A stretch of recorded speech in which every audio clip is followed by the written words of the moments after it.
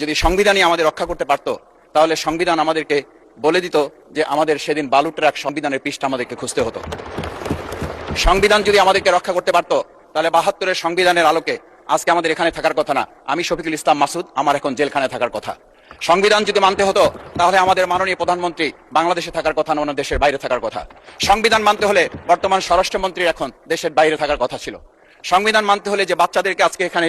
শিক্ষা দেওয়া হচ্ছে, দীক্ষা দেওয়া হচ্ছে, কিংবা তাদেরকে কোনো কোনো ক্ষেত্রে জাসদের সাথে তুলনা করা হচ্ছে, সেই বাচ্চাদের নিয়ে আমরা এই সরকার দলের লোকদেরকে, সরকার দলের সম্মানিত নেতৃবৃন্দকে আমরা চোখের পানিও ফেলতে দেখেছি, আবার কাউকে কাউকে কথা বলতেও শুনেছি যে এই সমস্ত বাচ্চাদের, আমরা তাদের শিক্ষার্থীদের আন্দোলনের সাথে আমাদের কোনো সম্পর্ক ছিল না। আমরা খুব লজ্জিত হই মাননীয় স্পিকার, আমাদের এই বর্তমান সময়ে আমরা যদি এটা খেয়াল করি যে আমাদের বাংলাদেশের এই বর্তমান প্রেক্ষাপটটা নতুন করে এখন যে গণভোটের যে আজকে ন্যায্যতা অন্যায্যতা, সাংবিধানিক পৃষ্ঠা, লাইন, অক্ষর, দাড়িকমা আমাদেরকে শেখানোর চেষ্টা করা হচ্ছে, যদি সেটা হতো তাহলে বাংলাদেশ জাতীয়তাবাদী দলের সম্মানিত মহাসচিব তিনি কয়েক হাজার পুলিশের বেষ্টনীর মাঝখানে একা একটা মোবাইল নিয়ে তাকে আমরা দাঁড়িয়ে থাকতে দেখেছি, তখন সংবিধান আমাদেরকে রক্ষা করতে পারে নাই।